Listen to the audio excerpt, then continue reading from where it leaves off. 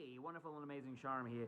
In this video we're going to be talking about why surrender can be incredibly painful, although very powerful, incredibly painful, and also some interesting results I've gotten from people over the last few weeks or so, while also sharing my own use of surrender to develop a new understanding around weight loss.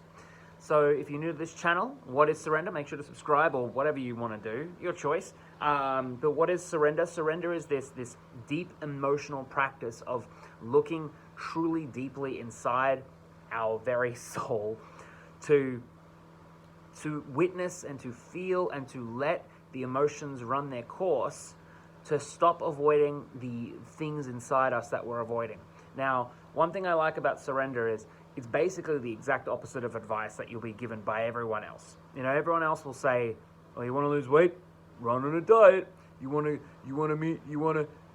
be in a relationship? You better meet people." And while all these things are true, they don't necessarily deal with the core issue that's underneath. Is that we, as a race, as a human fucking race, have not been equipped to deal with the emotions that are underneath, have not been taught accurately on how to truly be us, if that makes sense. Like, that's why we look out. We look out to solve the problems that are inside.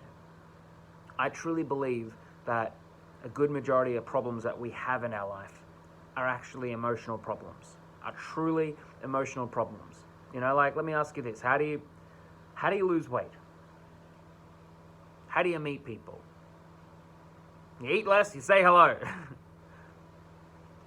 For a lot of life's questions, the answers aren't that hard. But we aren't emotionally available to see them. We aren't emotionally ready to witness and to fully perceive what the fuck is actually happening around us. I love when I teach people surrender in relationships, right?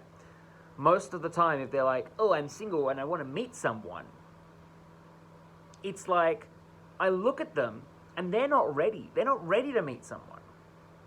They chase people who aren't interested in them because they themselves see love as pain at a deep core fucking crisis of a unconscious level, so unconscious it's not felt in the real mind, but it manifests as interesting behavior. These people tend to find love once fully surrendered deeply, very quickly. They feel it like, it's like they notice where it's already around them. They're happier, healthier. I myself, last week, I lost 3 kilos. This week, I realized that my ego was really caught up in big numbers. I like big numbers. Ooh, 3 kilos. Ooh, 20 kilos. Ooh, $20,000 or whatever. You know, like the big numbers. I like at a core level, I love the big numbers. I had to surrender my ego around that, realizing that I love the big numbers as because deep down inside, I'm afraid of small numbers. I'm afraid of people judging me for losing a little. It's not pizzazzy, but the small numbers add up to big numbers. Upon surrendering that to that fear, that deep, deep fear of being judged by other people, this week I've lost less. As in, I've lost less. So far, it's been like almost 1 kilo. And I'm eating, it's like insane. Like yesterday, I ate more than I would normally. And I'm still down. It almost seems magical to the point that you start to notice things like the synchronistic nature of the universe. You start to notice that there are these weird little behaviors and phenomena. It's almost like we as a race, we're psychic, like we can pick up on each other's deep inner thoughts. But you will then realize that we as a race, we communicate our thoughts. Not that they are psychic, but we pick it up from our face, from our muscles. They can feel us through everything we say, everything we do, and everything we don't say and everything we don't do. So, why is deep emotional surrender? Why can that be painful? Well, it's because you are dealing with your shit. You are dealing with your deep bullshit. Now, This is success through surrender. This is realizing that you can create what you want to create in life. But you have to deal with what's going on underneath first. So what usually happens is that people will learn to surrender a little bit. They might do it in one area of their life. They might, a good common example is like relationships. I often talk about that. I have a huge background history in coaching relationships. Relationships, dating, sexuality, all that stuff. So what happens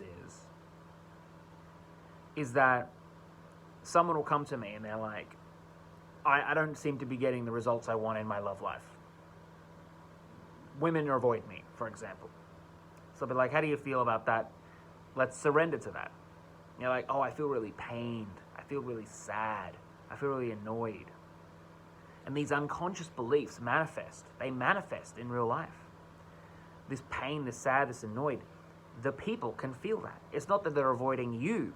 They're avoiding that. They know that you're using them for their happiness. When there is no longer using, it is just love expressing itself. So, suddenly, they start to come into abundance. That's the key here, is abundance. They start to come into abundance. They start to meet people. I literally have seen examples where they have, on this like grand scale of synchronicity, where like they literally will go back and accidentally somehow meet someone where they have unfinished business with. And it's really interesting. Like, I find it so fascinating. So that's usually what happens, right? For people with a lot of deep suppressed shit, that has to come up. For people who've just started on their journey, they'll surrender a little bit and they'll get results. And then so what do? You realize how easy life can be. So you surrender a little bit more. You get results. You surrender a little bit more. You get results. You surrender a little bit more.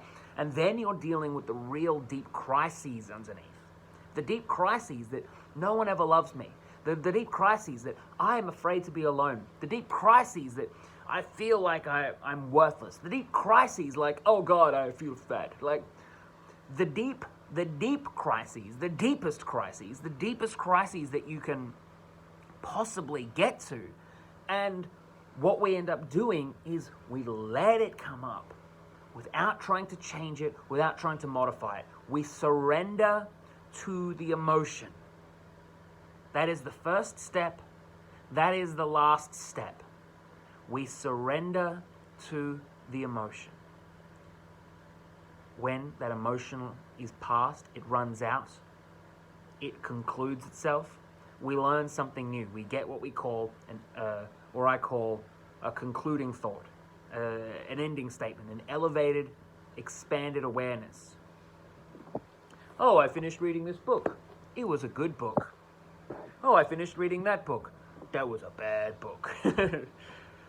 We gain perspective in that moment, in the fucking very instant that we are able to step out of it.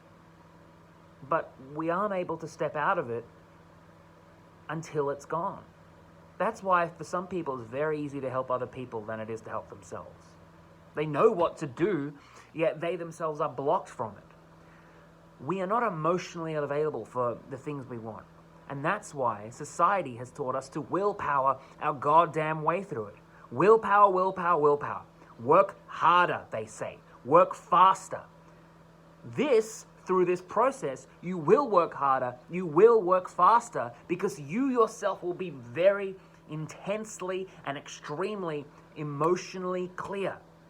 There is nothing that will hold you back from it.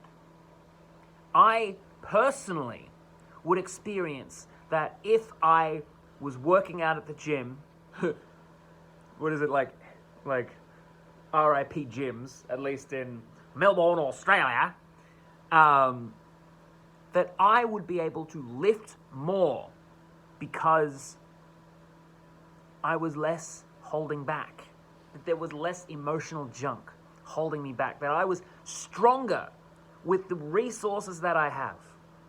The resources. So It can be painful because you are letting your shit come up.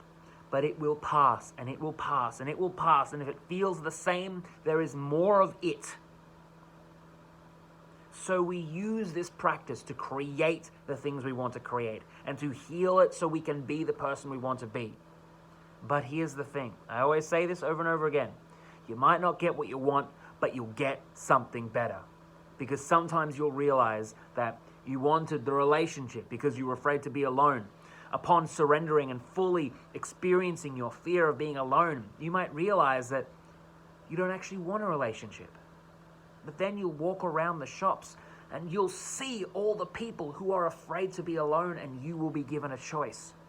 Do you give them the gift of your company or not? You'll gain an expanded awareness, an expanded awareness, an expanded awareness, an expanded awareness. You will see. In the same way you can see someone who is going through something you have been through, and you can choose to help them. You can see. You will be able to bring people up to your level. Even if they are only transported for a moment, they will be there with you. Everything happens on the edge of your existence. But most of us are living the same existence over and over and over and over and over again. We have not been equipped to deal with the bullshit underneath. Yesterday I did a quick little video. Count the small breakthroughs, yeah. Count the small breakthroughs. That's a good one. Count the small breakthroughs. I shared that video because a client of mine, I'm not gonna share client stories. I'm not without permission. But I shared that video because I see people surrendering as I help facilitate the surrender. Because sometimes you got to know what to surrender to. You need like a guide.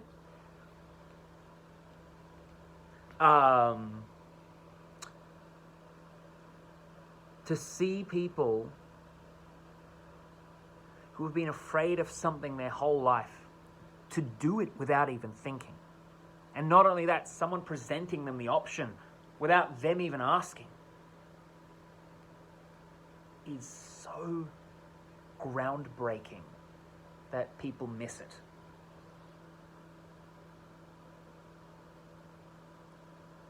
Self-love lies at the edge of your existence as well. You cannot not love yourself. People say that I didn't love myself. But yet they did through everything that they ate, through everything that they didn't eat. Anyway, that's a topic for another time.